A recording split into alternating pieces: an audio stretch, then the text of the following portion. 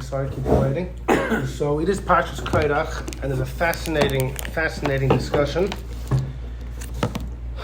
In essence, we're going to ask a number of shilas and give one theme which will answer all the questions. We'll begin with number one. We'll get right into it.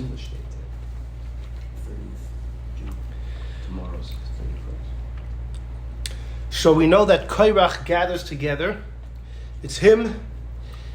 It's 250 Roshei Sanhedrois, Rashi writes in Chumash, heads of Sanhedrin, and they were really leaders of the congregation. How is that possible? Because I thought the term Sanhedrin didn't exist until the Greeks.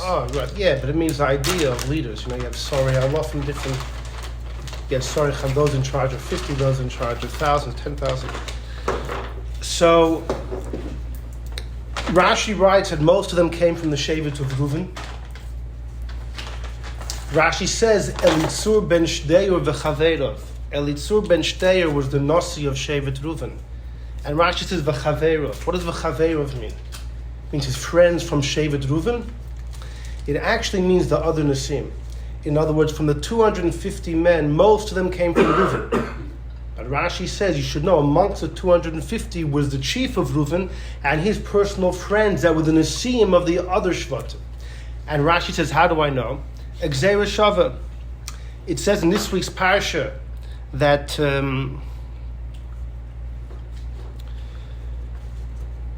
the people were called Kriyei Moyed. They were summoned from the masses of the people whenever there needed to be a get together, a calling, a meeting, and it refers to the Nasim as Kriyei Ha'eda, the same idea. So Rashi links the two together. Rashi doesn't say it openly. In fact, the Medrash Rabbah says that it's meant to be a secret. The Chumash did not want to say openly that it was the 12 Nesiim that ganged up against Moshe. Lochus al kvaydam, to have pity on their honor. That's why Rashi himself doesn't say it openly. You could read Rashi and notice. Rashi says most of the 250 came from Reuven. Elitzur ben Shteir and his friends. You might think it means his friends from within Reuven. But then Rashi quotes the Gzeira Shava of Kriyei Moyed that it says here, by Korach, and Kriyei Ha'eda that it says, even Nachshon ben Aminadov. Right, I heard that somewhere. Moshe's only Mechutin. He was Aaron's shvager. They would have gotten along. Even he turned against Moshe. The 250 people. And then in addition, you have the famous, infamous, and notorious Dassan and Aviram. Now the truth is they all had different agendas. What did Korach want?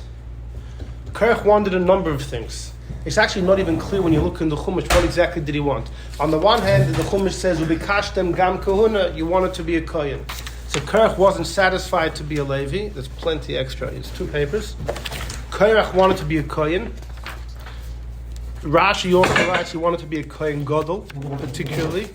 And in addition, which one do you need? This one. The second one.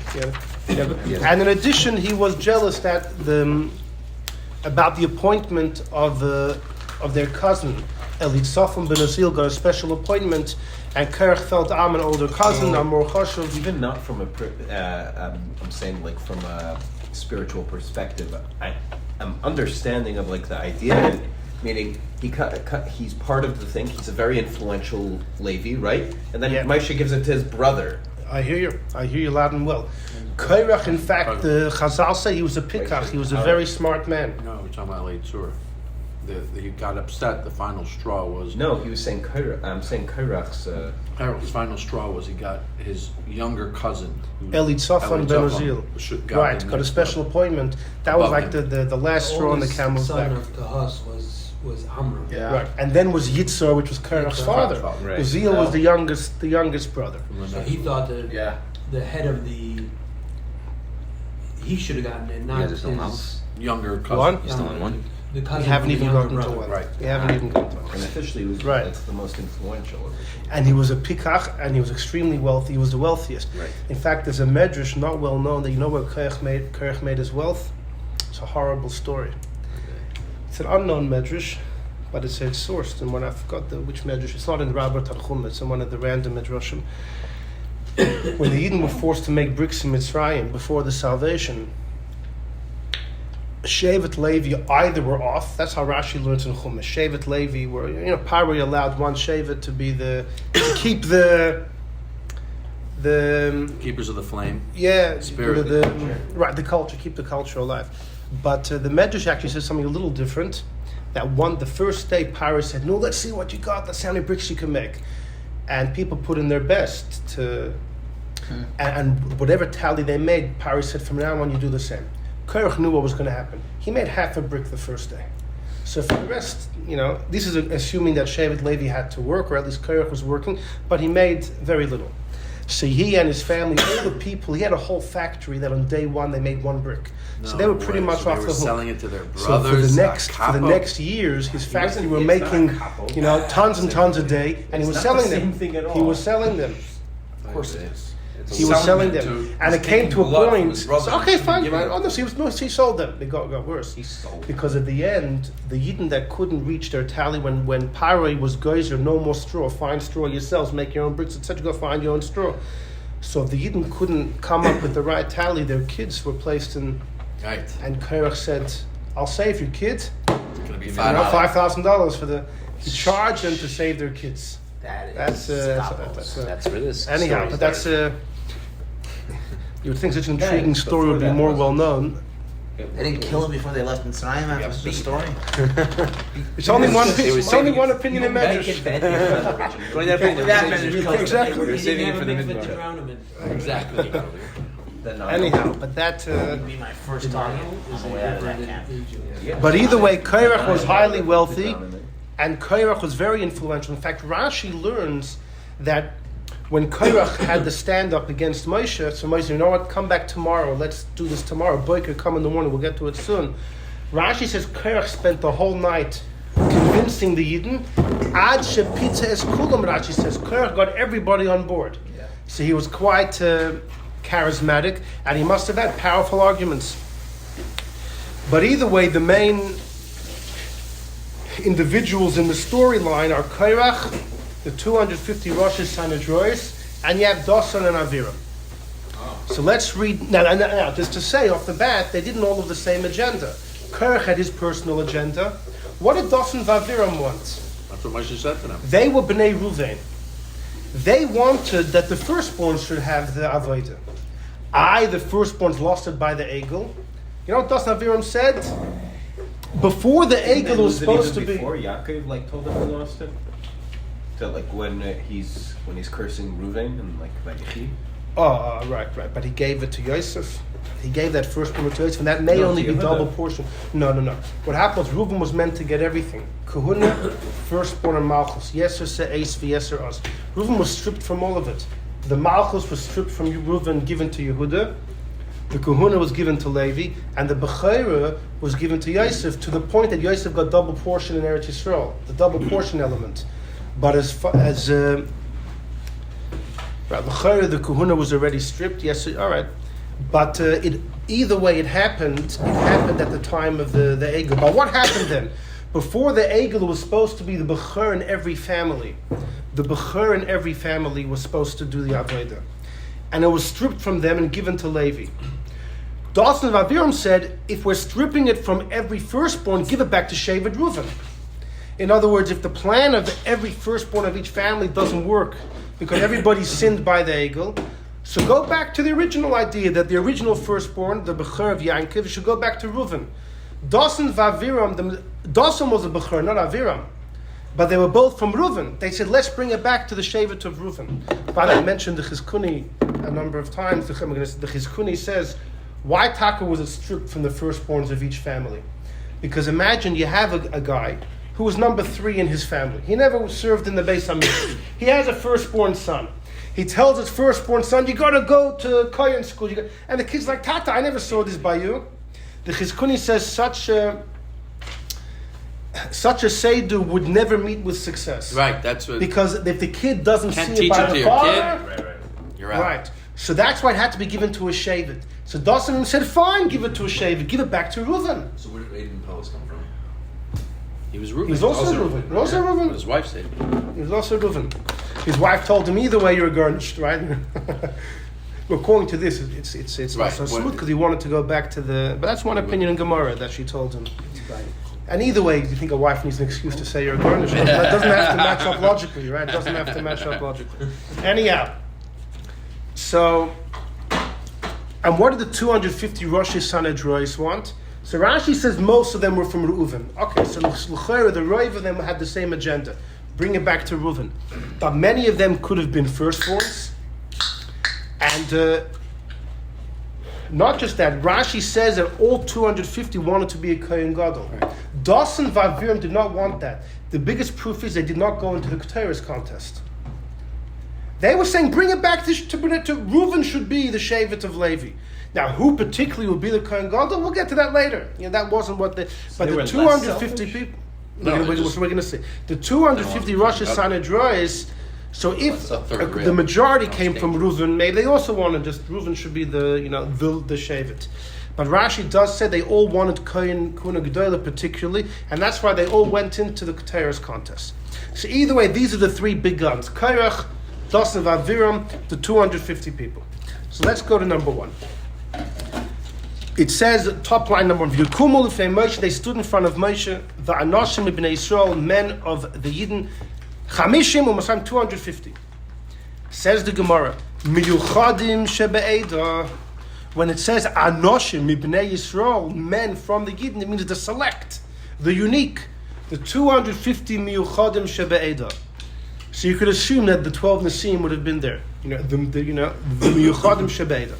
Continues the Gemara. What does it mean Kriyei Moed? When the pasuk says they were Kriyei Moed, which means to say they would be summoned for the meetings.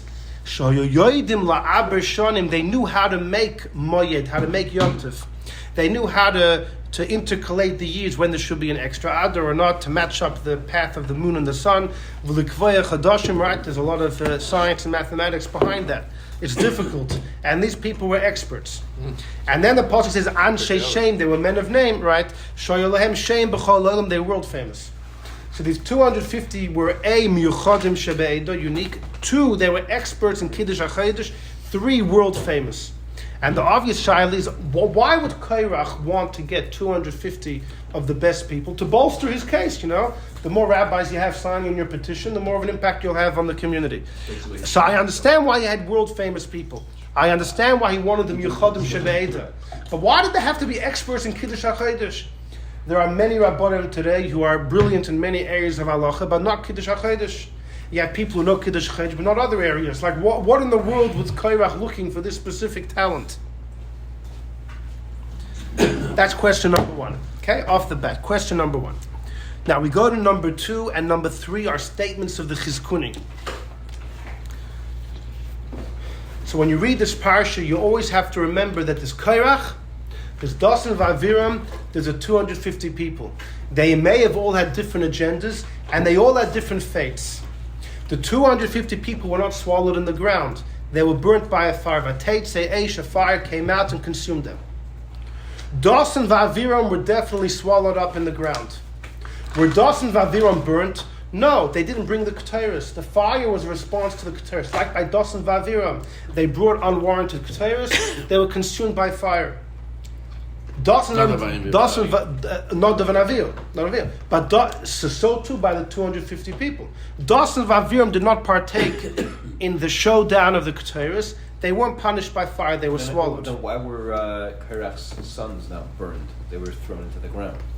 They weren't in the Korach's burned. They didn't bring Keteris either. Right. So they were just part of the... It was Aaron, Korach, the 250 men. Korach's kids were just... with Korach? Yeah, they weren't going to be the Kohen Gedolim, they were going to be the supporters. They weren't looking to be the head. When the ground swallowed them, it says that Korach Chaladasa, Okay, hold on. Hold on, wait. Before, what happened to Korach himself? Did Korach get swallowed up in the ground? You'd assume that he did. That's what every kid learns in school. Yeah. Not so pashut. It's Machlokes in Gemara Sanhedrin. It's not on the paper. Rabbi Yochanan says Korach wasn't burnt, and he wasn't swallowed up either. Listen to this. Rabbi Yochanan says the 250 people were burnt. Korach and Dassan and Aviram were swallowed. Korach neither. Now why? Where did he go? Or where did he go? Because in the aftermath of this, the Yidden complained to Moshe and said, "You killed the nation of Hashem. The 250 leaders are dead because of you." So the Eibusha threw out a plague. 14,000 Yidden died. Says Rabbi Yochanan, one of the 14,000 was Korach. He died in the Magefa. Why did he get swallowed? Why did the name Korach? Right. Why did they get did swallowed? Right. But they ultimately didn't get swallowed. Right. They got they. Well, they- they say- Mokum Nizbatzu Lehem. but they Right. were Their in that kids. swallowing area. Because of Aviram and Shmuel, Shmuel. right? Shmuel came from there. Right. Yeah, Like, so why they got- why would that's his what- sons be in the hole and get saved on the ledge? Right. But why wouldn't he be in that same hole falling down? Apparently, he might have had a mile over his kids. What? What? Korach Taka felt he was more unique than Aaron. What does that have to do with? So you're saying his? Korach felt he was deserving to be Kohen Gadol, and we're going to see him. Yitzhak Hashem. We'll get more clarity But about it Nadav as and we go Avihu through. felt they were doing the right thing too, and they got punished. Supporting their father. Oh, another bit of you. No. Korach wanted to. No. Because Nadav and Avihu were doing a role that David should never ask for. Korach said, "God wanted Kohen Gadol. I think I should be it." Aaron was chosen. We're going to see. That's exactly what the shir is going to be about. Why Korach felt that he legitimately should be the Kohen Gadol. Nadav and Avihu were not filling a role that God desired. They brought a fire that was unwarranted. Gegangen. Korach said, "They want to Kohen Gadol. Let me be." What? 250 people. What was the what? The difference in their agenda. Well, so the 250 people, if they all wanted to be Kohen Gedolim, I don't know. then One talk- of then them- Yeah, they no, wanted- we don't know. We don't know. The It seems that 250 each one of them people- wanted to be. Rashi says Reuben from Shevet Reuven, so it could just be they all wanted to be part of the Shevet. That Reuven should be the Shevet Levi. They should be Kohenim, right? Bikashtem Gam Kohuna. But by bringing the Keteris, they were petitioning Demonstrating- for it to be me, the Kohen Gadol. That was Moshe was the one who brought up the Keteris idea. Yeah. So once they said, "All right, we're in. We're in. The ones who joined the Keteris It's contest. almost wanted to like be Kohen Moshe Gadol. brought up the idea that you all want to be Kohen Gadol. They said, "You know what? Once you mention it, take him." The Chatchila, maybe they would have satisfied being Kohenim. Korach set his eyes on the goal of Chatchila. But either way, It's let's odd go. that if Korach set his eyes on the goal of Chatchila, why wasn't he one of the panholders? He was. Korach definitely was. So he was one And of he the wasn't 250 burned. and he wasn't burned. Yeah, exactly. According to that thing. Exactly. According to Rabbi Yochanan, it's a pella. He wasn't swallowed like his kids, and he wasn't burned like the 250. It's a pella. Now, how did Rabbi Yochanan know it? He's medayik from the psukim. It's not important for now. Rabbi Yochanan is medayik. If you read the psukim carefully, you will notice neither was he burnt, although he should have been. Neither was he swallowed like he should have been. Now, the Gemara then says that there's a Tosefta that says fakert. He was burnt and swallowed. Right. Korach got double. It's either both or nothing. Exactly.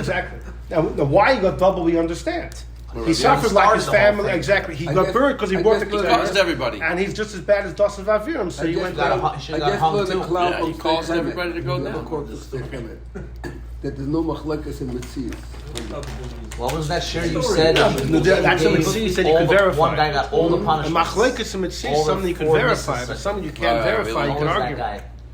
Well, I can't give a machlekes and It was mitzvah one of these shows. because you could just go and find out. Machlekes, what happened? You have millions of them. What? There's always Each machlekes. one, there's has to be an explanation. All right. Yeah, let's go. Yeah, we're in All right, one fine, still. weiter, right, yeah. No, we didn't even read one properly. We have to reread it. So, okay, so we have Korach, Dassan, Aviram, the 250 people. Moshe throws out a curse specifically to Dassan Aviram. Moshe specifically went to Dassan Aviram and he asked them to make shalom. Now, Moshe and Dassan Aviram have a history.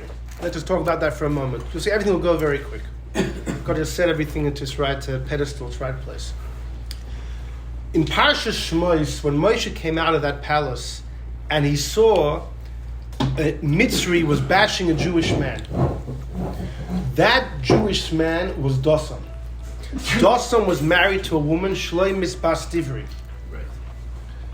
who actually came from the Shevet of Dan. Dassan came from Reuven. The Mitzri set his eyes on this woman. In the middle of the night, he threw Dassan out of the house. He violated the woman. The woman apparently didn't realize, but Dassan realized. And the next day or later on, when the Mitzri knew that Dassan knew, he beat him up in the field. Moshe witnessed it. Vayifen koi v'koi. He looked this way and the other. Vayar ki einish. He saw that there was nobody chashuv around. By the one day of holds, when it says Vayifen koi v'koi, it means he looked at the Mitzri, he looked at Dassan. and he saw that neither of them have anything good to them. Wow. But either way, The he generation. killed the Mitzri. He killed the Mitzri. Now, last year I gave a shir, punkt this week, that the Gilgul of Hevel and Cain. Moshe was Hevel, the Mitzri had the Nefesh of Cain. So Moshe was getting back. But either way. Was the sister. Manny, you remember that shir? Yeah, listen. The Wait. sister. Right, she was representing. And he doesn't have a clue what he's No, talking of course we. Anyhow, One so of the, we had a couple in a row. Gilgul shit. that's right. Yeah, That's yeah. right. I don't remember this one. It was, anyways, it wasn't hosted here. It was, Maybe I wasn't there. Sister. Anyhow. That's why Cain killed her. Also, Yisro was Cain. His name was Cain. Sipora was a Gilgul of the sister. Whenever they came back, there was a woman involved. In fact, Rashi says that Moshe saw what the Mitzri did, Babayas, and he saw what the Mitzri did in the field. That's what Rashi says. The Parshas means he saw what the Mitzri did with Shlomis in the house, and he saw that he was beating up Dassan in the field. Says the Chidah, no, what Rashi means is that Moshe saw what the Mitzri did with Shlomis in the house, and he saw what Cain killed Hevel Basada in the field. It says in Chumash and Bereshit, he killed him Basada. Either way, Moshe saved Dassan's life. The next day, he sees Dassan about to, give a good zetz to Aviram, and Moshe tells Rasha Lama Sakirecha, why are you hitting? And Dassan says, you're going to kill me like you killed the Mitzri? How did Dassan know? Moshe, there was nobody there the day before. That's how the Medrash Rabbah learns. Dassan was the husband. That's how we know he was the man that the Mitzri. No one else was there. So how did Dassan find out? It must be he was the guy that witnessed it. Why wouldn't Dassan be appreciative? Yeah, that's the biggest shot. He's Dassan. And not just that, Moshe saved Aviram from Dassan's hand. Aviram joined them. And then Moshe was worried one of them would tattletale. Dassan taka tattletaled on Moshe, killing the Mitzri. Moshe had to flee. What did Dassan and Aviram have against Moshe? The Rebbe once said, Dassan and Aviram were gor groisa menschen, very great people. And we're going to see about that. I saw in one place a long time ago that you know what their issue with Moshe was? Moshe never suffered with the rest of the Yidden. Right. Moshe grew up in the house of Parai, he grew up like a prince. Then he leaves, he goes over to Cush, he goes to Midian, and then he comes back. I'm the savior. Chutzpah. While we're all suffering, you never suffered with us, and now you're coming to tell us it. They couldn't tolerate him. In fact, in Parshas Moshe, when Moshe was 80 years old, and when Hashem told him by the sneh to go to Mitzrayim, Moshe was hesitant. He didn't want to go back because he was scared of Dassan and Aviram. So Hashem said, Meisu ha'anoshim ha'mavakshim es nafshecha. The people that want to kill you have died. Now the Gemara says doesn't mean they died. It just means they became poor, and therefore their opinion, they're not important anymore. And therefore, Right. Moshe comes to Mitzrayim in the end of Shmos. And Moshe tells Pari, let my people go, right? What happened? It became worse. Pari said, you're weakening the morale of the Jews, now they have to go collect their own straw. As Moshe and Aaron left, who stood there and who gave it to them? Dassan and Aviram, the two of them. They said, Moshe and Aaron, who asked you to come? Yeira Hashem Aleichem v'yishpot. May God look down and judge you. They were big believers in the Eibishter. They were not crazy. They were big believers. But they had an issue with Moshe. And they said, let God judge. Because of you, things are going to get worse. They Pasha blamed Moshe. Moshe was so nispal that he took their complaint to Hashem. And he said, Loma harayos, why have you made things worse for the Yidden? And Moshe copped it. Hashem told him, now you're not going to see the wars in Eretz Yisrael with the 31 kings. Because Moshe brought... Right. What's even more interesting is Dassan and Aviram, in Mitzrayim, there were Egyptian taskmasters. Underneath them, you had Jewish officers. Underneath them were the laymen, the workers. When the Yidden, the workers, didn't cough up the requisite amount of bricks, so the officers were, right? They were the noiks and the taskmasters demanded from the shoitrim, and the shoitrim they were whipped on the back. Right? They took the beating. Dassan and Aviram, those were part of the shoitrim. Wow. So They didn't become skinny. They were good people. They were good people. They were the shoitrim. And they became, Hashem told Moshe. That's why you read in the end of Shmos, they told Moshe, because you came, you made it worse. You know what that means? We're the ones, We're getting hit. We're getting hit because, we're not going to demand from the Yidden underneath us. We're going to take it on the back. So they were great people. More than that, look at this. When that Mitzri violated Shlomis had a baby boy who was the Makalo on the end of Parshas Emor. Where did the kid grow up? in Dassan's house. Dassan raised the kid. Imagine the mamzer kid that his wife, because his wife was a dabronis, busy speaking with people, she conceived from this mitzri. Dassan didn't kick the kid out of the house. Dassan raised It's not the a kid. mamzer though, is it? Yeah. I mean, it's From not a guy? No. Well, it's No, machlokes. there was no Machlokes Jewish Yevamos. guys Halacha, back right? then. Halacha. There's also debate, Tosfos and Ramban, what their halachic status was at that point. Doesn't What? it say in time that the Yibusha was mafkin by tipo? That's how we know that every single kid that was born was. Echad Hoyev appears in Ma'akasav. There was one woman, but Dassan Pasha raised the kid. Dassan raised this kid. In other words, you have to imagine the guy. You know, he Every lost time he all of looked his at the guilt. kid, he saw, you But know- he was one of those shreitrim that took it on the back, and we're going to see that it stood in his stead. But either way, Moshe and Aaron, who asked you to come here? They couldn't handle the fact that Moshe didn't suffer with the Yidden. I have a question. How did Moshe even have why was he even getting punished? I mean, he was raised in Pharaoh's house. Why would a king care that a person who's raised by him kills some random taskmaster? We killed an Egyptian soldier. Yeah, but who cares? You, like, He realized at that princes- point that Exactly. He realized that the prophecies of the stargazers were on the button. Yeah, but they were In fact, Muslim. probably Bilam's advice. Bilam told him all the time that Moshe's the one. But they were Muslim. He saved They Bilam's life. were What? Muslim. Moshe, they mastered on Moshe because they were very unhappy with Moshe. Now, it could be when they mastered on Moshe. It could be. You could say it's like the story of Shmuel Munkus and the Alter Rebbe. If you're a Rebbe, you know they can't touch you. If you're not, let them get you. It's almost a similar thing you could say by Dassan. That's a nice limud schus. Either way, they come back again in Parshas Beshalach. It says in the beginning of Beshalach, Hashem tells Moshe, the Yidden have left Mitzrayim. I want them to start heading backwards, give the impression Pari had sent dignitaries to travel with the Yidden to make sure they come back after 3 days. And when the Yidden, if they won't, they're going to come back and tell Pari the news. Hashem says, I want the Yidden to start heading backwards. And Pari will say, Va'omar Pari will say, how did the pasuk go, Mendel? Libnei Yisrael, to the Yidden.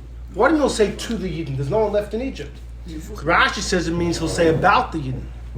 Le means about, or El means about. So says Targum Yonason, Dassan Aviram did not go with the Yidden. You know why they didn't go? They said we're going to schlep sich to go for 3 days and come back. We're not going. They did not go. Pari was going to say to them, the Yidden aren't coming back. They're getting, they're getting lost, or they don't know where they're going, what they're doing. And then Dassan Aviram traveled with Pari and Pari's army. Pari thought they were on his side because they didn't leave with the Yidden. They came to the Yam Suf. It says in Medrash Seichel Tov that when Dassan Aviram saw the Kriyas Yam Suf, then they realized Moshe's for real. The 10 Makkahs didn't prove it. No, it didn't prove it. When they saw, it says in Medrash Seichel Tov, when they saw the Kriyas Yam Suf, they realized Moshe's for real. Then they went through. What's even greater, some of Forshim say, it says twice in Beshalach, it says twice the water became a wall, because the water split 2 times. Dassan and Aviram were traveling with Pari's army. When they came to the water was already setting back. The Eibush had to make a special Kriyas Yamsuf for Dassan and Aviram to go through. Just to kill them in the Why river would later. they do that? Why? They should do that. Because they were the Shaitrim. They were the Shaitrim. So that's They gave their blood. That's why they also didn't die by. Okay, there a minute. Okay. Now, so you asked, why didn't they die by Makas Cheshach? So the Rosh asks this question. The Rosh answers that Loi Nisyashu min Hagula. Rashi says, who didn't go out by Cheshach? Who died? Those that didn't want to leave. Those that don't want to leave, want to stay here. But those that wanted to leave, but didn't think that Moshe had the ability to do it, or they thought that now's not the time, it's only 210 years. 3 days and whatever. The Rosh says, if you weren't miyayish, if you really believed that one day there would be redemption, right? You wanted to leave. You would have loved to leave. And it's just you felt that now it wasn't going to happen, you still left. The Ma'aril Diskin, who was one of the great Acharim about 150 years ago, he was originally the Rav in Brisk, known as the Brisker Rav, the first Brisker Rav that Rogat Shava learned under him. I told once a story. The Maril Diskin came to Eretz Yisrael in his older years. He used to visit a woman once a week, a very old woman, or a woman who was very unwell. Mamish unwell to the point that she was stuck in bed and the room stank and she wasn't clean and everything. But he would come and comfort her. He was once sitting by her bedside and asked her, "What bracha can I give you?" So she said, "Arichas Yamim."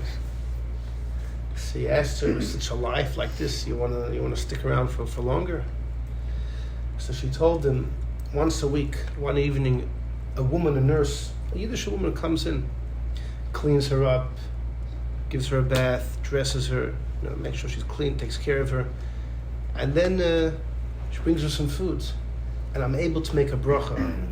When I make that bracha on the food, that makes my whole existence worthwhile. So even for that, I wish Arichas Yamim. My Diskin later said that I felt very humbled by the words of that woman.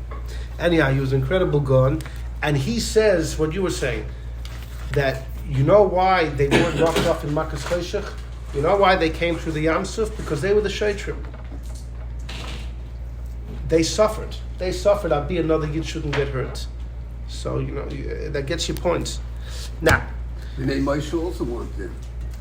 I'm gonna start liking Dassan Aviram. This is nice. I love them. In fact, we look okay. Now we can go to. Now that we know this, we can see What number did 2. Moshe not did? No, Also okay. not quite clear Shamsa. All right. They came So later. good for what? Right. B'meila what? You see. Right. But they were on the. They didn't need to go through the Yam Suf.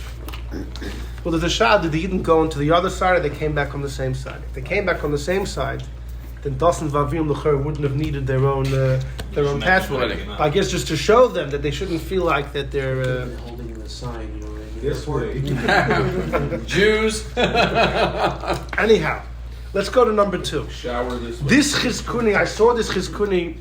Actually, the first time I saw it, I was in Australia about 5-6 years ago, and I saw it and I fell off my chair. Number 2 says the Chizkuni. Moshe threw out a special curse to Dassan Vaviram. Al teifel on the chosim, don't turn to their mincha. Says the Chizkuni, Masha kilo Moshe. Why did Moshe curse Dassan Vaviram? Haino time, you know why? Shekishalach Moshe Likrelim. When Moshe called them, Moshe sent a special delegation to ask them for cooperation. Va'amru, they said, Loi na'ala, we're not going up. Loi hoisa b'dai tom lachser behem. They had made a resolution, we're not backing down from our machloikas. Moshe can send delegations, this and that, we are not backing down. Not just that, afilu yoyim HaKadosh Baruch Hu, even if God himself would say, Bocharti ba'Aaron, I chose an Aaron, Adayin hoyim Aaron, we would still be ma'Aaron on the Kohuna. But Korach and the Chamishim U'Masayim Ish, they were more logical, they were more sane.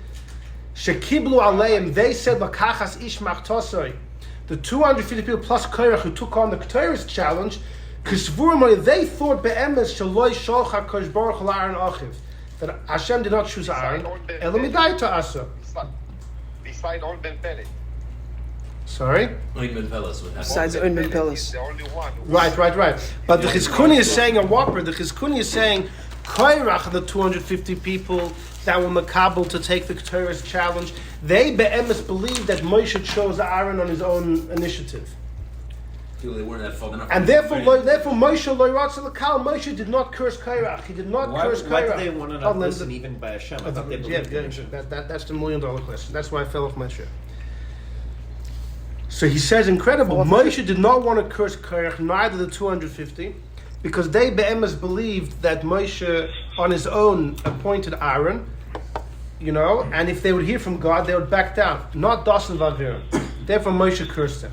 And the shaila is, what? Why would Dassan Vaviram not back down if Hashem himself would say? Nachleikus. Look at number 4 for a second. I just want to show you how great Dassan Vaviram were. Number 4 is a Yalkut Shemoni in last week's parsha.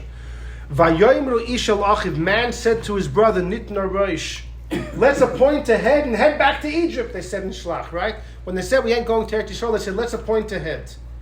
Says the Medrash, Nimnu Yisrael Bamidbar, the Yidden got together and they decided, Limna is Dassan b'makom Moshe.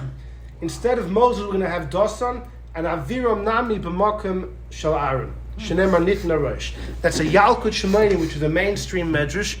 And it says, when the Yidden said in Shlach, let's be done with Moshe and Aaron, you know who they meant? Dassan and Aviram. So that means we're talking about the greatest of the great. The greatest of the great. even greater than Korach, because the number Korach they weren't going to appoint Korach. They're appointing Dassan and Aviram. And they're promoting them for a Okay, negative was the thing. capo, While and they were they're not the promoting the capos. top guy. They're probably promoting the biggest What? honchos, not the quality people. Then Nah, Korach was the capo. If they all were the not Yidden in the capos. Dura Mitzvah, let's appoint Dassan and Aviram, they must have They been... weren't. They were not. They were big guys. They knew how to Right. learn for sure. They could speak to people and learn it. They knew. They were the Shaitrim. We were holy Jews. Look at number 3 for a moment. The Chizkuni says, Vayerdu Heim. Who went down in the earth? So we saw that the 250 people were burnt. Dassan and Aviram were sucked in the ground. At Korach we saw 2 deaths. Rabbi Yochanan says he died in the plague. He wasn't burnt, nor did he go in the ground. And the Tosefta says he was burnt and went into the ground. Says the Chizkuni, Masha nivlu elu yosim saim chamishimish. The Chizkuni learned that Korach Taka went in the ground. Like the Pashtus of the like you probably learned in school. So he wants to know, why did the 250 people get burnt, and why did Korach and Dassan and Aviram go on the ground? So you could say simply, Dassan and Aviram didn't partake in the Ketores, so they wouldn't get burnt. But then why did Korach go on the ground? So he says like this: Lefisha kiblu dvarav shel Moshe. The 250 people were more spiritually able. Kisha Amar, when Moshe said Vikravtim ish machtosai chamishim Messiah machtos, they accepted the words of Moshe. They went and got it. Avol Korach v'Dassan v'Aviram loy kiblu dvarav. Korach, Dassan, v'Aviram were not makabel his words. K'moshe parashti l'mayil, like I said, Sha'amar loy na'ala. Now here he's saying a different word.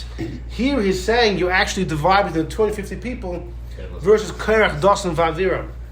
The 250 people were makabel Moshe's words, Because Moshe told them to get the pans. and Korach did the same thing. It's actually very strange for Chizkuni. It's mamash a steer to what he says in number 2. So this is for your own homework. How you work out number 2 and number 3, it's for your own homework.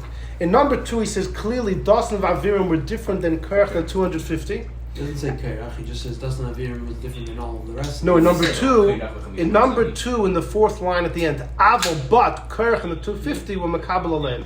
Mashenkin here he says the 250 were makabel. That's why they weren't swallowed. But Korach and Aviram were swallowed. And if Lefichach therefore nitrudu be'inyan ra. He references above. He says. I know, it's Mama Shapela. Mashallah Nasa came to Shumberia. So the only thing I could say is that there's a printing mistake. Right. And in number 3, Korach doesn't belong there. And he actually holds like Rabbi Yochanan that Korach wasn't swallowed.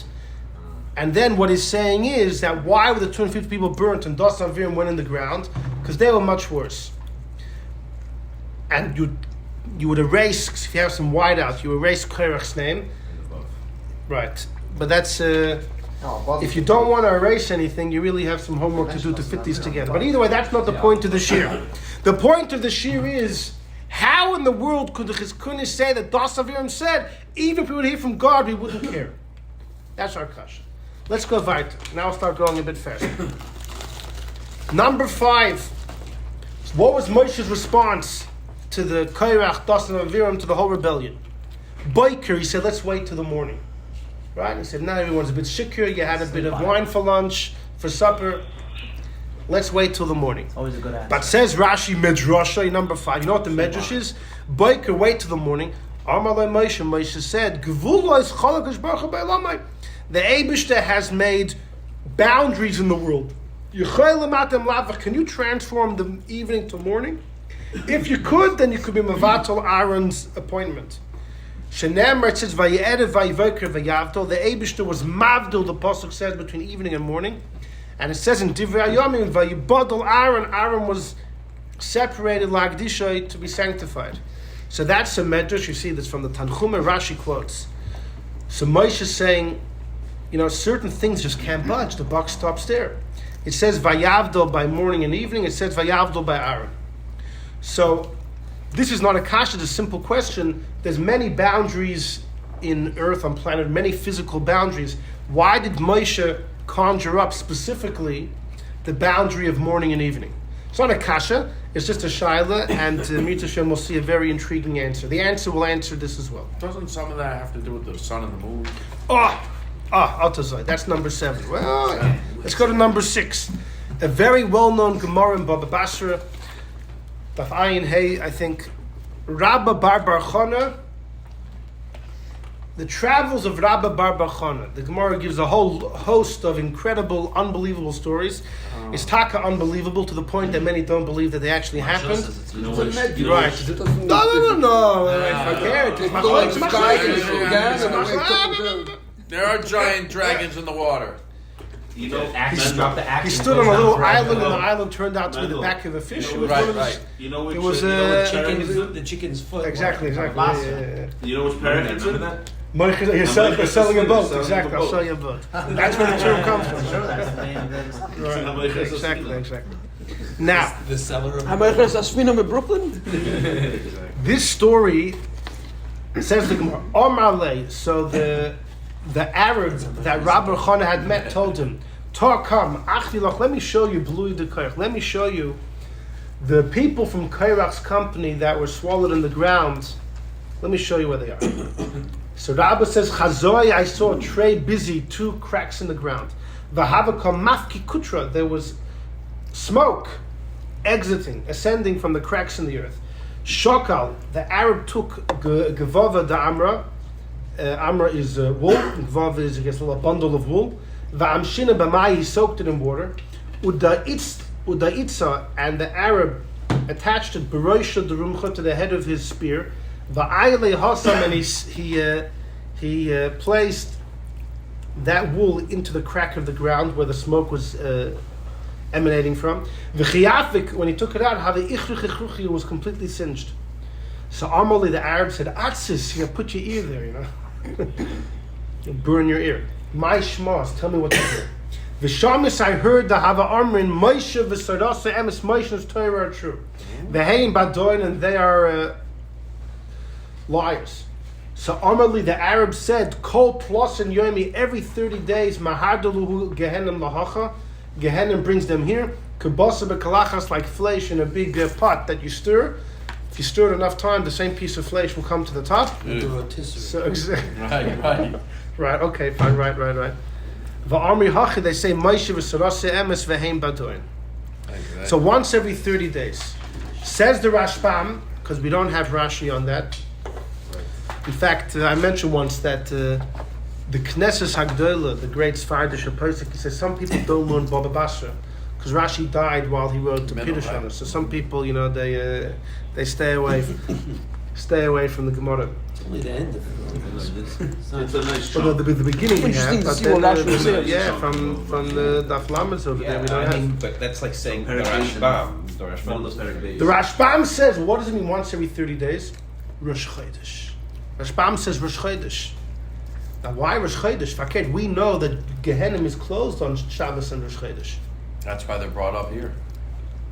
What? Nah, This is where the spit turns Yeah, around. it turns around to the. On Rosh Chodesh. They're getting They're the right fresh 5 air feet from the And arrow. they're getting their fresh air. Fresh air. And they're There's able to some arrow. sing. But the smoke coming up. Why is there smoke Because they're exiting? still singeing. These guys No. Gehenim closes. Rosh Chodesh is Yeah, Yeah, it takes but time they're for the body singeing. not to. Yeah, they're singeing. And then when you put the wet, All right. it singes, it smokes because the Arab put the wet cloth on them. That's what makes the singe.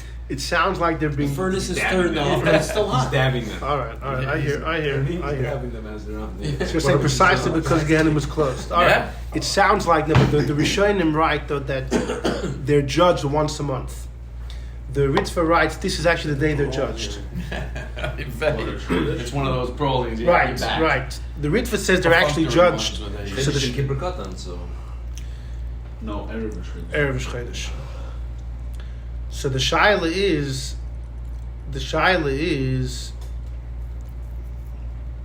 assuming that they're being judged on Rosh Chodesh. Why dafka Rosh Chodesh? So you're learning the Gehenim closes, and that's why they're coming up. But the Pashtus is this is the day that they're being judged, and the shaila is why, as the Rashbam says, the Gemara doesn't say which day of the month. It could be who knows every Ches, every Yud.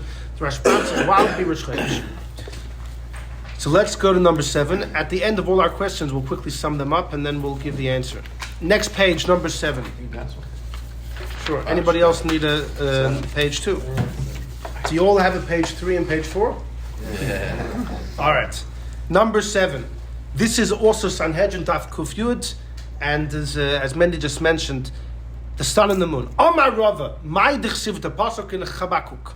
Shemesh Yareach, the sun, the moon, Omad Zvula, they stood in Zvul.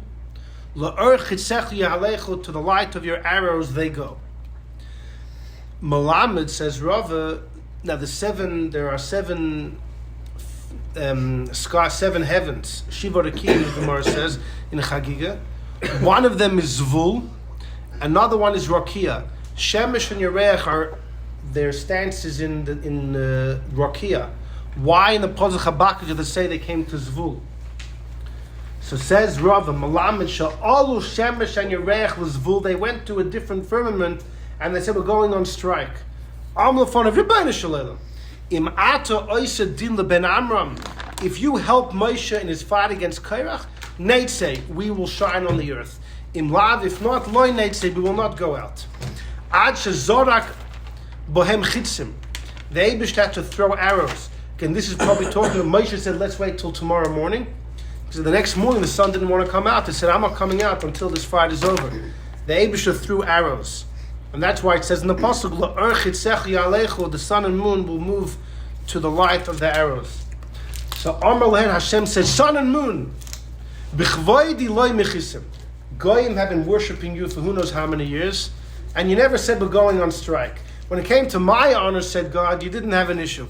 When it comes to Moshe's honor, you make an issue.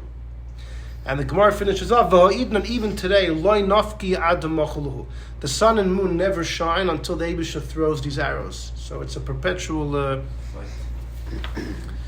So the obvious... Are a little too... Right. So our Shaila is not a Kabbalah, our Shaila is just a Pshat Shaila. First of all, why Dafka, the sun and moon, getting involved? Nothing else of creation was getting involved in why the sun and the moon. And also, the sun and moon didn't get involved by the Meraglim. They didn't get involved in any of the other fights that Moshe had. The Yidden complained that they were upset with Moshe many times before. The sun and moon never said boo. Why by the Machlekes of Korach are the sun and moon involving themselves? What does an arrow of God look like? The lightning bolts. Lightning bolts. Exactly. Lightning bolts. A nuclear missile. Exactly. You'll know when you see it. A nuclear missile. Those are The Gemara speaks about we see those flag that's the Northern Lights. the blue ones. Exactly. Aurelia Borealis? The Gemara speaks about there's a Malachim. Eliyahu was whipped with 60 lashes of fire. 60 pulsin denur, 60 lashes of fire. Why 60? Remember we saw a Chidah while I think they had a share. The Chidah says because a Yid, we're chayiv in mitzvahs when we're 13. So when you do an Aver, you get 39 malchus, 3 for each year. Heaven only punishes when you're 20. So 3 for each year equals 60. So whenever heaven punishes is 60. But either way, this is our Shaila. But this also connects to last year's shir, about the Gilgulim. There's a Medrash Rabbah says when Cain killed Hevel, Cain was afraid, anyone will be able to spill his blood. Hashem gave Cain a sign, he'll be protected. What was the sign? Many opinions. The Medrash Rabbah says the sun. The sun would always shine on Cain's forehead. Because it says in Parshas Mishpatim, if a Ganav comes to your house, when are you allowed to kill him? If you're afraid he's coming to take your life. But in Zorcha Lov Hashem, the sun shines, says the Pasuk, that means he's innocent. So the Medrash Rabbah says that in Bereshis, what was the sign Cain was given? That no one would attack him, the sign of innocence, the sun would shine on him. So some of the Mekubalim write, the sun and the moon are saying, Korach was a Gilgul of Cain, we've shone on him enough, we had to shine on him to show innocence. And is fighting again, if you don't help Moshe win this war, we're done with shining. That's why they got. That's a Kabbalistic. That ties in what you said. Right, exactly. So that connects with the Gilgul of Korach and Hevel. Okay, so these are the questions. So let's just wrap up our questions, and then we'll see a fascinating answer. The question number 1 was, why did Korach summon up Dafka people that knew how to make Kiddush HaChodesh in number 1? That's random. Number 2 was, what in the world are Dassan and Aviram thinking when they say that Even if we would hear from God that Aaron was selected, we would still hold our machlekes. How does that make sense? Right, the chizkuni. Then we had number 5. Why was Moshe's response boiker? Why, from all of the physical of the phenomena of physics in the world, did Moshe summon? He pulled out. He conjured up the rules of evening and morning. That was question 3. Then we had a shaila. Why Dafkan Rosh Chodesh are Korach's bodies being judged? And now we have a shaila. Why did the sun and moon get involved in this machlokes? That touches upon the Kiddush HaChodesh. Exactly. And so does Baker. Yeah, yeah. So you're already seeing how it's all going to be Yeah, intertwined. beautiful. So I've got to throw out some more questions in just to make Alright. sure we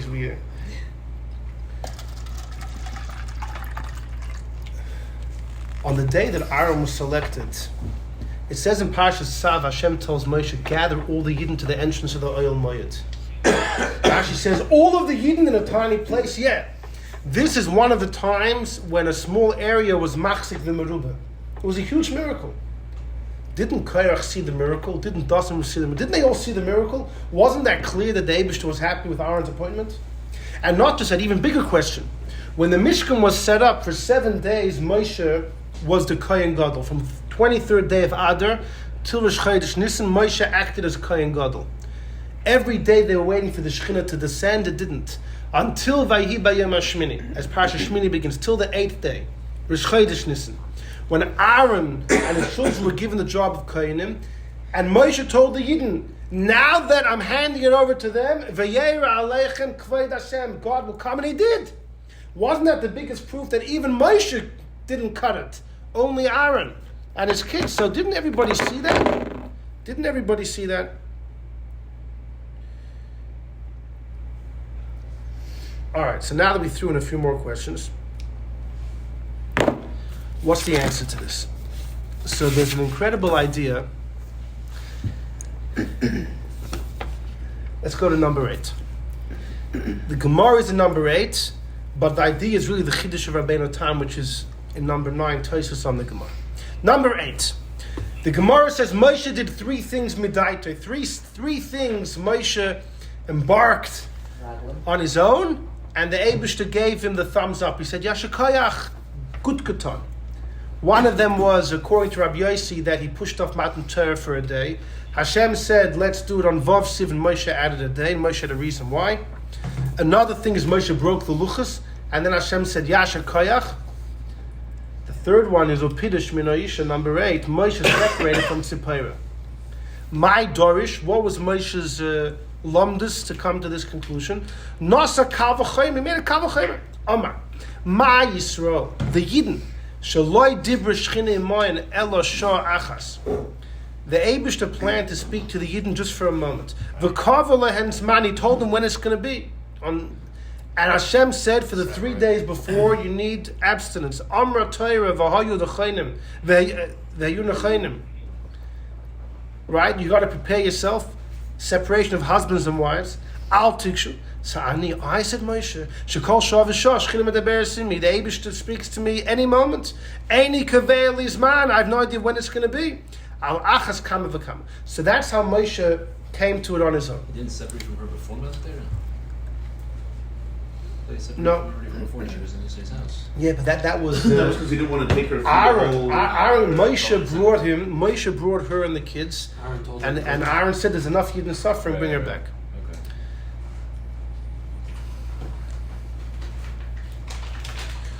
So, Uminalon the Hiskama Kashbok says the Gemara. How do you know God said good katan? The Chsiv exactly in right, that as it's mentioned in Parshas Veschanon, the Eibishter tells Moshe after the Aseret Adibros, Leichem Mar Lehem, tell the Jews, Shuva Lachem Leichem, the men can go back to the women. But then it says, Va'ata, but you Moshe, Poya Meidim Mother, you stay with me. So it's not Moshe did it on his own. Hashem told him. That's how we know the Eibishter agreed to it. Or else how did Hashem agree to it? No, but how do we know he did it on his own? That's Tosfos Kasha. Hold on, very good. V'ista Amri. Some say Pel Dababim Ba'aloischa. when Miriam and Aaron had their discussion, Miriam tells Aaron, "Who does Moshe think he is? Separate from his wife? We're also prophets. We didn't separate from our spouses." So Hashem told them, "Peh el peh, I speak to Moshe mouth to mouth." What does that mean? I told him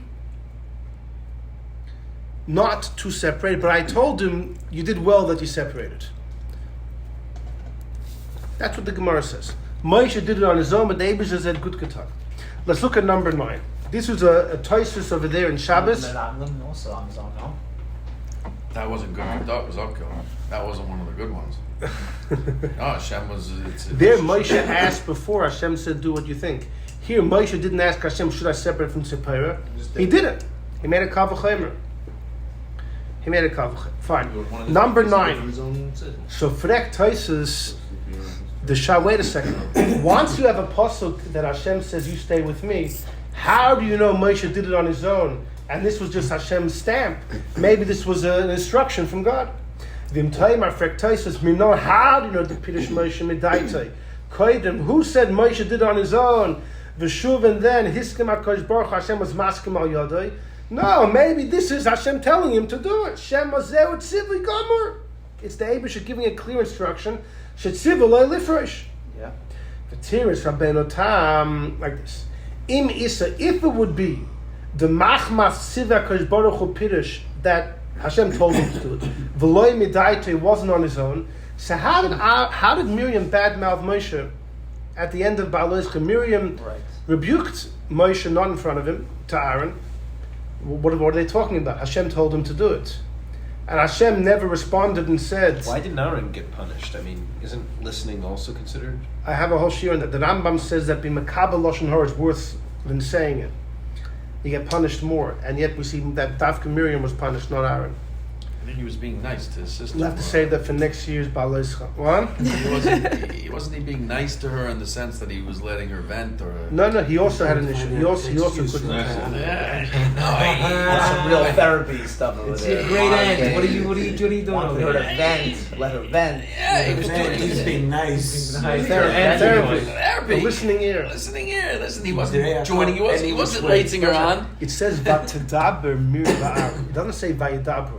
It says Vatadaber Miriam v'Aaron. Meaning it was She spoke. She spoke, and he was. He happened to be didn't say, there. He happened to be shush. He was trying to get her, calm her down. Just let her vent and get her to go on. Which is why he wasn't punished like her. Abisha scolded him. It's a big punishment. Scolded him, but he didn't punish. She got punished. Get punished when he made the golden calf. I know this. No, he didn't make the golden calf either. Oh, that. Shots fired. He's very sharp. But yo, be quiet. Let's finish this stasis. Yeah. Listen. Can't be cut. So, when the Abishta spoke to Miriam and Aaron, Hashem never said, by the way, I told him to do it. You see from that story that Moshe must have had done this on his own. Why could it be that they just didn't know that they wasn't? So let's finish the Tosfos and we'll see, maybe we'll get the full picture. If it's true that it's because Hashem told him to do it, Aaron and Miriam, how could Aaron and Miriam be Ma'ar? They spoke against him. How could they speak if Hashem told Moshe? Tosfos is going to assume that they knew. They were prophets. They knew Hashem told them. They knew Hashem told Moshe the words. If those words are a command, then they would have been silent from the beginning. It must be those words weren't a command. They were just a stamp on Moshe's decision. It must be first Moshe did on his own, and then the Eibishter gave the okay. But here's the problem. Still Hashem gave the okay. Correct. So why'd they speak against him? So here's the $1 million rule of Rabbeinu Tam. Even though the Hiskim HaKadosh Baruch Hu al Yodeh, although God agreed, Mikol Makom Nisram Olav, they were upset at him. They said, you know why God agreed? Because you wanted it. The Eibishter goes along with the will of a tzaddik even if it's incorrect. This is the rule of Rabbeinu Tam. So they were upset for Tzipora. Or they weren't upset that Moshe was making himself better than them. They were upset because they felt bad for Tzipora. Okay, also. No, but also they felt, right, Moshe was not Lefi the Kavan al Yonah. It was not, it was an imperfect action. It was an incorrect action. I, Hashem, agreed. Look what they said. If he wouldn't have done on his own, God wouldn't have agreed.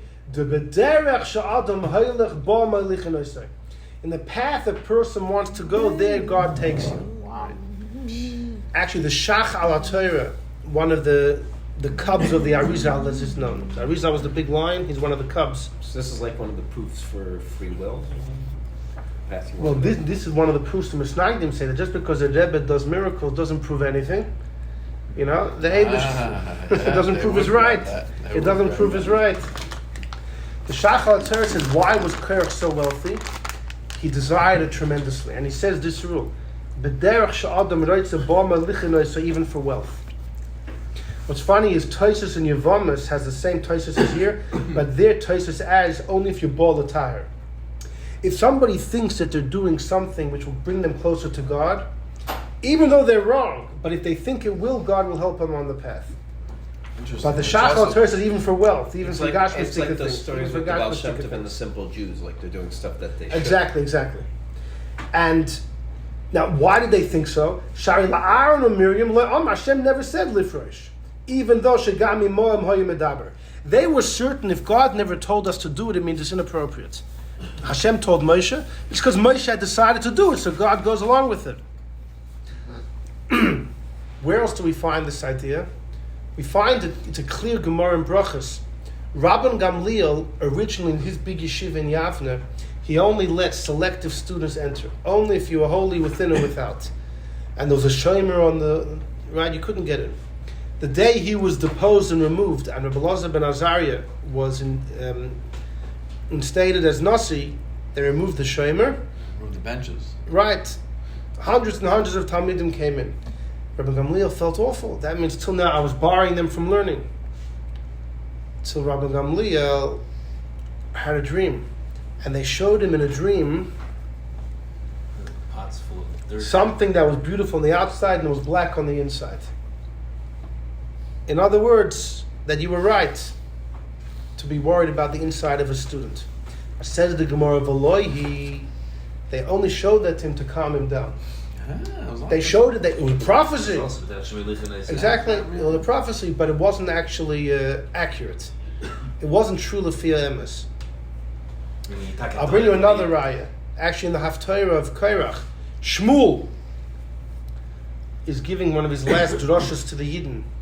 The Yidden had asked for a king. Shmuel was upset. Why do you want a king? And he said, I'm a goofy, you don't want me. Shmuel was a shofet. You know, they were despising him. Shmuel said, look, I'm going to make it rain now. And it's not rainy season now. And he made it rain. Why did he do that? So many Mefarshim say, he was telling the Yidden like this.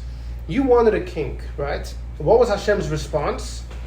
He instructed me to appoint a king, show. And you will think that's a proof that you did the right thing. No, said Shmuel. Just because God went with it doesn't mean it's right. Says Shmuel, you know what the proof is?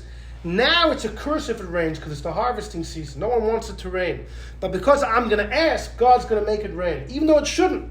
But God's going to do it because I'm asking. And this was Shmuel's proof that just because God said, yeah, you can have a king, doesn't mean it's right. It's not okay. Maybe that's the reason we have it as the Haftarah for this week. Plot thickens. Anyhow. Hey, Tosfos we'll just finish the Tosfos anyhow.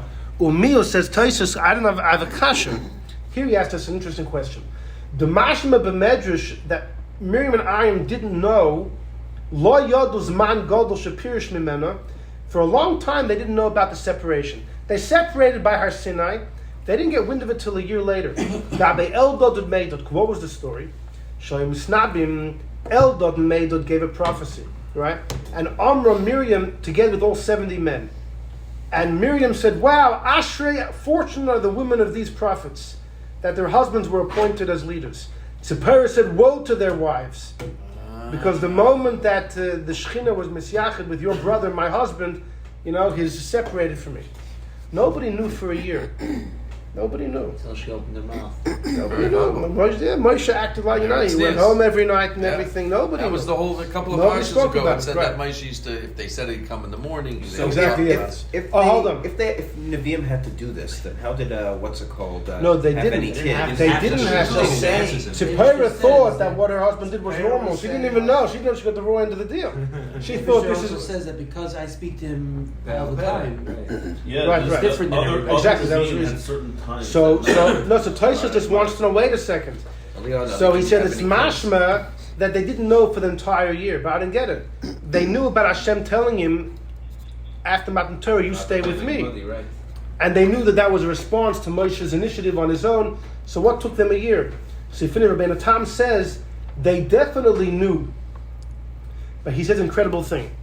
For the whole year they thought that Hashem had commanded him to separate. When Zipporah spilled the beans, you know what the beans were? That Moshe decided on his own and Hashem only gave him the green light. That's when they did the tzaddik. exactly. So that's Rabbeinu Tam's take on the whole story. How did they figure that out from what she said?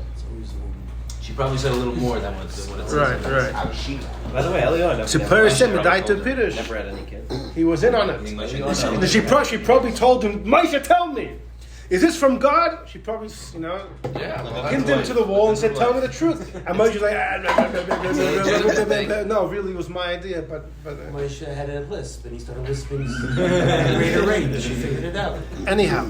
So based on Get the words this, out of his mouth. It's So- a legitimate complaint on her part. so there was an incredible Yid who lived in Eretz Yisrael, Rabbi Yosef Salant.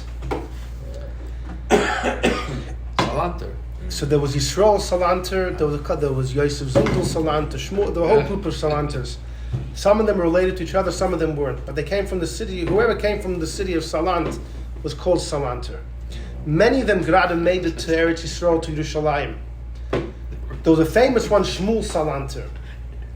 And he was a big guy in Eretz Yisrael in Yerushalayim. It's actually a very cute story. With Shmuel Salanter, that Pesach in the morning, he comes to shul, and he bumps into one of the balabatim, one of his friends. And he says, Yankel, I know your daughter just got married a few weeks ago. Your son-in-law was by the Seder last night. How was the first Seder with the Edom? So the guy says, it was actually horrible. He says, during the soup by Shulchan Aruch, my Edom, the son-in-law, he sees a kernel of wheat in his hot soup. And he starts yelling, there's wheat, hummus, this and that. He says, my wife wanted to be swallowed in the ground. It was really an uncomfortable experience.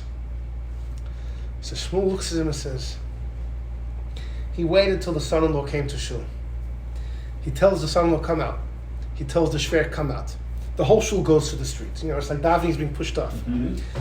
If Shmuel Salam tells the son-in-law, give me your shtreimel. He gives him the shtreimel. He starts whacking the shtreimel. A bunch of kernels of wheat start falling out. The minig in Yerushalayim by the ufruf was they used to throw kernels of wheat because it represents growth and everything. So he realized that the kernel came from the shtreimel. So when they tell over the story, there was a Shvadron, was a bit the Maggid. He used to tell over the story. He said, you know what the lesson of this is? Sometimes when you see something going wrong, before you blame someone else, check your own shtreimel. Check your own shtreimel. It's the story with the what is it called the bird. Check your own wing. What's the story? The drek smells everywhere, wherever he goes, wherever he flies. He can't figure out what's wrong. Turns out his own wing is. Right, there you go. It's like the modern day version of Anyhow, if you want to find cigarettes. so in his, after Shmuel Salant, son-in-law's- there was Rabbi Yosef Salanter, and he was a Rav in Yerushalayim, and he was in a big Maggid Shir, and he wrote Sfarim called Be'er Yosef. It's a very popular sefer, incredible. And on Parshas Korach, he has a piece. It's like 5-6 pages, and he asks a number of the questions we asked. He doesn't discuss Dassan and Aviram. He's discussing Korach. What was Korach thinking? And he says, based on this, he understands. You know what Korach's Taina was? I know Moshe's a Novi Emes. Hashem promised Moshe in Parshas Yisrael, V'gam b'cho yaminu la'olam. Everybody asks, so what happened this week's parasha? A year later, Hashem promised Moshe the Yidden will believe in you. Boom! They were all throwing off his authority. The pshat is like this. They believed Moshe was a Navi Emes. They knew that Moshe was instructed by God to appoint Aaron. But you know what they said? It's because you asked for it. But it's not right. Just like by Miriam. The same thing Rabbeinu Tam says about Tzipora. Yeah, the Eibusha gave you the green light. The Eibusha was masking. It's not, you wanted that you were the king, your brother should be the Kohen Gadol. And therefore God told you. So of course, Korach, and they all saw the miracles of when Aaron became Kohen Gadol. They knew that he was chosen. But they said it's wrong. It's just like Rabbeinu Tam says about the story of Tzipora. That's why it hurt Moshe so much. Therefore, let's answer the questions. And by the way, I think for Dassan and Aviram you mamash need this, because this answers our shaila. Our second shaila was the Chizkuni, right? In number 2 says, Dassan and Aviram said, even if we would hear from God himself, we wouldn't change our opinion. Makes no sense. So the Be'er Yosef doesn't quote this, but basically it makes sense that even if we heard from God, it wouldn't prove anything. Of course, God, we believe God told you. If God told us, it wouldn't change anything. We believe God told you the Chatchila. There's nothing you can do. He can't Exactly, win. he can't win. He can't. That's why it's such a so look at number 1. So who does Korach bring? He brings the experts of Kiddush HaChodesh. You know why? What's the halacha about Kiddush HaChodesh? If Bezdin sets a certain days as Chodesh, True. even if they're wrong, even if they're purposely wrong. Rabbi Elazar and Rabbi Yeshua. Exactly. Yeah, exactly. The story there with Rabbi Shua and Gamliel. I'm sure we're Right. And Rabbi Kiva said, the Torah says, Elam Moyada Shetikro Oisam, it says, Oisam, you can read this Atem 3 times. Whether you do it mistakenly, you know, it was an accident, it was a mistake, or even on purpose, Afilu Mezidin. Whatever Bezdin says, God goes along with it. Korach's and Dassan's whole time was, Moshe, we believe God told you. But God went along with you, Mishagasin. God does that?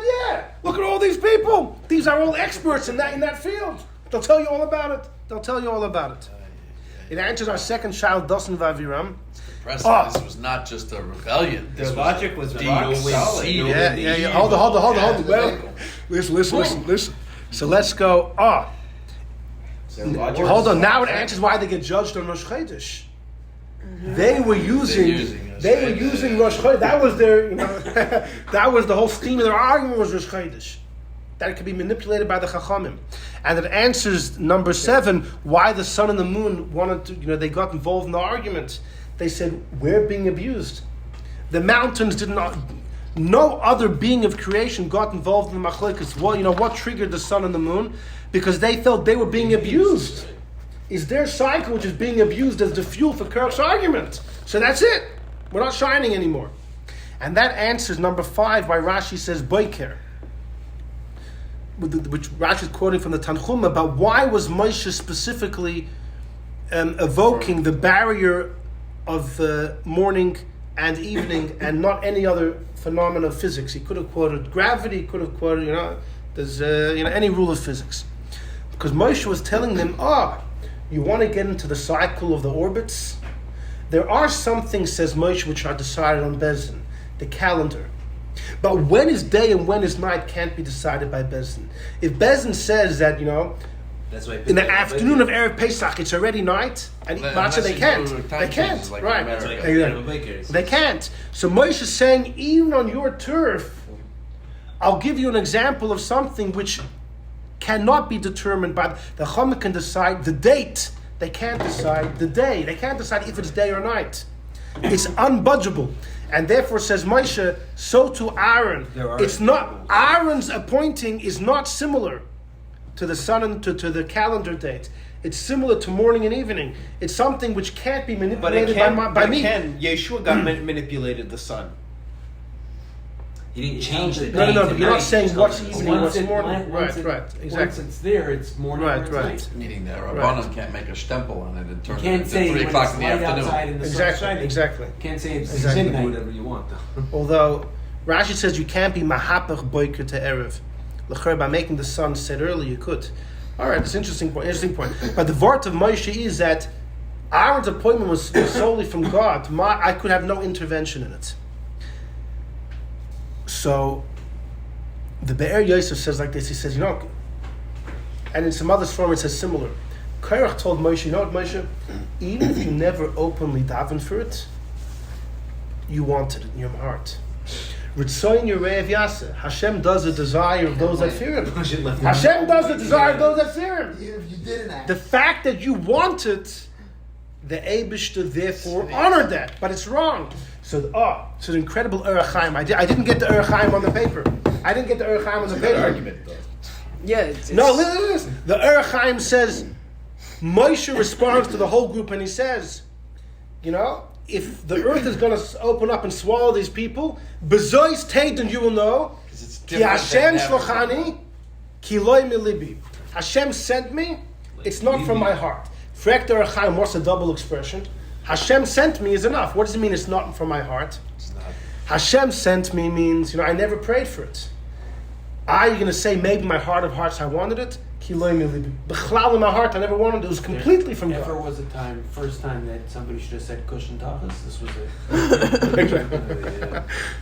Anyhow, so let's just finish up number 10. By the way, that plays into why it's an unnatural death. That never happened before and never will again. Because it plays into the fact that you can't call night day and day night. You can hold off night. You can't call 12 o'clock at night. Oh, it's morning. But Rashi says lafach. Rashi says to transform. What, with... in number 5 he said to transform morning into evening.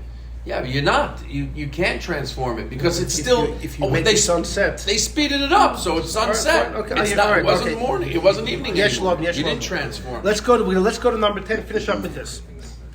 So Korach's fate, we said, was a debate. Rabbi Yochanan says he died in the plague. He didn't go underground. He wasn't burnt. The Tosefta says he was burnt and he went underground. Assuming he went underground, why did he go underground? And Dassan and Aviram, they for sure went underground. Why? Why was that their punishment? So there's a Gemara in Shabbos, look at number 10. Amar Rav Yehuda. Amar Rav. Kol hamis atzel, whoever's lazy, bespeide shel chacham, whoever's lazy, giving a hesped to a chacham, he should be buried alive. Shenemar, vayikbru oisei begvul nachalasa. Yeshua was buried in the border of his of the territory in Ephraim. Betimna Serach, in that area, that's in the mountain of Ephraim. Mitzvah, it's north lahar Goash. It's north to the mountain of Goash. And the shaila is that Har Ephraim is much more well known than the mountain of Goash. So why would that be the point of reference? Malamed says Rav, Goash should be read as Rogash. Sherogash alein Har lahargon. The mountain was getting excited to kill the people because they didn't properly eulogize Yeshua. So if you don't eulogize a chacham, you get buried alive. Why is that? So the Haflah, the Chassam Sofer quotes from his great Rebbe, the Pinchas Bal Haflah. When we got the Torah in Har Sinai, the Eibishter picked up the mountain, he places it upon us. He says, you want it? Because if you don't, you're going to die here under the mountain. So everybody asks, the Yidden already said Na'aseh v'nishma. We willingly wanted the Torah. Why did God have to force it? So there's many answers. The Medrash Tanchum and Parshas Korach gives the famous answer. We were ready to take Torah Shebeksav. But Torah Shebapeh, the oral law with all the Chacham, it's never ending. They make our lives crazy. That we didn't want. Hashem had to force us. So says the Baal Haflah, what do you see from that Medrash Tanchum? That if you don't want Torah Shebapeh, if you ignore Torah Shebapeh, if you despise it, you will be buried by a mountain. You will be covered by earth. That's why the Gemara says in number 10, if you're mis'atzel bespeid shachachim, if you don't care about the dignity of the rabbis, you don't care about the oral law, you're going to get the mountain on top of you. You're going to be buried b'chayav. Korach and Dassan v'Aviram, the way we're learning, what was their whole taina? They were getting into Moshe's heart. And they were saying that even though Moshe was told this by God, we're still not going to trust him. Because there's something rotten on the inside. Moshe is in it for his own personal gains. Inside, Moshe has an amount of invested interest. Did this also go and back therefore to they were not giving proper cover to the Chachamim, and that's why really they stopped caring about Moshe's words itself. Because once you go down the point that God told you, but He only told you because you wanted it, but it's not accurate, then you're going to start throwing everything. Get buried. So that's why he was thrown in the ground. At least Dassan and Aviram were thrown So in the do you ground. think their disrespect of Moshe came from that? What you said, their original disrespect of Moshe Well, came Moshe from, asked for which this was penalty. that. Why? Moshe Right? Why? But it's midah connected midah. No, so that they can have Hiruri Yeshua. It doesn't have to be swallowed in the ground. There's many ways a person To could give die. them time so that they didn't die right away. That's what it says. Okay, so that's all right. That's one. But the reason last year we gave the reason because just like the earth opened its mouth to swallow Hevel, it swallowed the blood of Hevel when it wasn't asked to do so. So now it had to swallow the blood of Cain. Korach was Cain. But So this will also explain why. according if to you're Aviram, learning Korach that it's wasn't midah swallowed. keneged midah, this is the way it works. Once you don't have the proper cover to the Torah Shebal Peh, the mountain gets thrown on you. That's what Hashem said. If you don't want the Torah, which was a Torah Shebal Peh, I'll throw the mountain. By this one story, finish off with this. The Chassam Sofer himself was once. He was by one of the bathhouses in the Carlsbad, Mariensbad, where people used to travel. Baden. Islamabad. And